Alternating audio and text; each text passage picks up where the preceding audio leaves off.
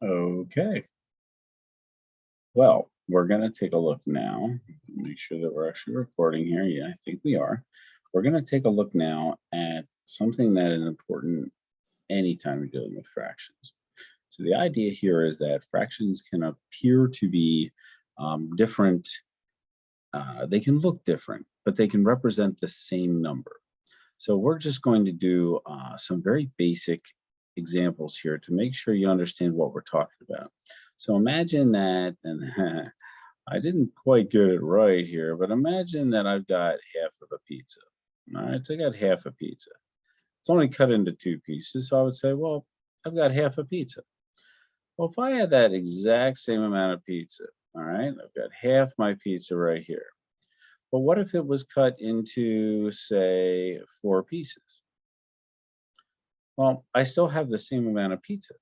So I still have half of my pizza. However, right now, if I look at it, I've got one, two, I got two pieces. And there's one, two, three, four pieces that make up the whole thing. So having half a pizza is the same thing as having two-fourths of the pizza. It's the same amount of pizza. What if I decided to cut it one more time? I could cut it across this way, and I could cut it across this way. And now I've got one, two, three, I've got four pieces of pizza. They're right there. One, two, three, four pieces of pizza. But now it's out of a total of eight pieces. So one, two, three, four, five, six, seven, eight. So I could also say that I've got 4/8 of a pizza. And these are all the same amount of pizza, which is one of the reasons why fractions can give people so much trouble, because the same exact number can actually look different. Let's do one more example with this. I'm going to start off with about a third of something. So I'll try to draw this relatively accurately. So in this case, I'm going to say I've got a third of a pizza, a cookie, whatever you want to call it. Hopefully I'm not making you hungry. But you have a third. But maybe you have more people coming over than three. Maybe you have five or six or four people coming over. So again, you can take that and you can cut each one of those pieces into two pieces.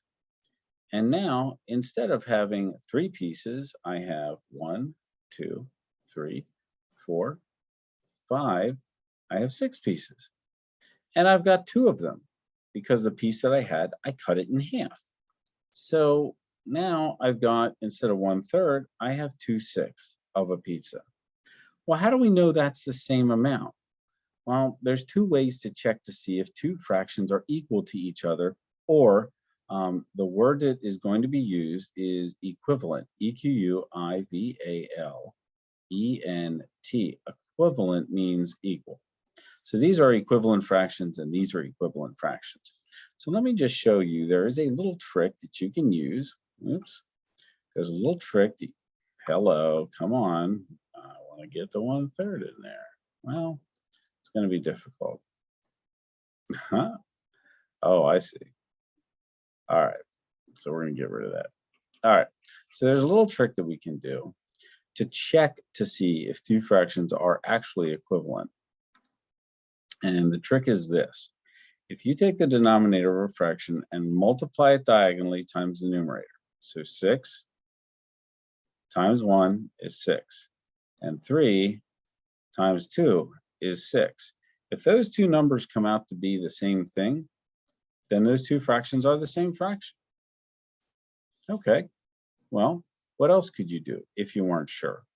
If you have a calculator, you could use your calculator, and feel free to do this. You could just do top number divided by bottom number.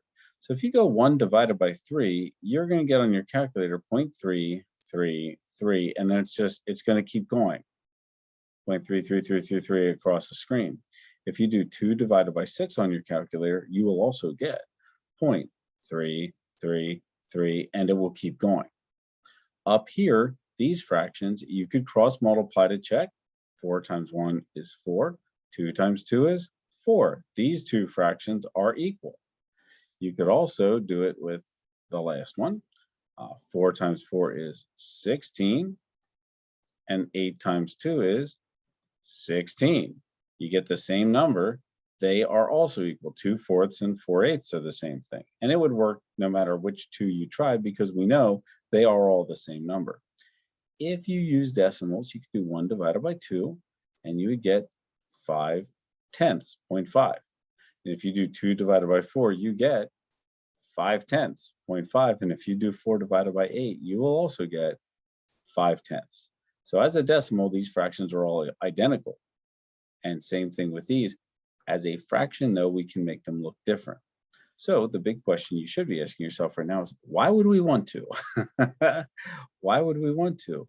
Well, imagine you're back in a situation where you're trying to add two fractions together like we did on the previous video.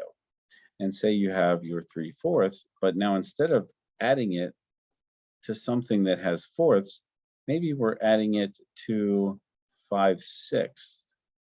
And the bottom numbers are not the same. Well, what we're going to talk about in the next video, where we're adding fractions with unlike denominators, is how to handle this situation by making fractions that have the same bottom number for both of them, and then making equivalent fractions so that we can add those two fractions. But we're going to cover that in the next video. It would be called adding fractions with unlike denominators, but this has been making equivalent fractions. All right.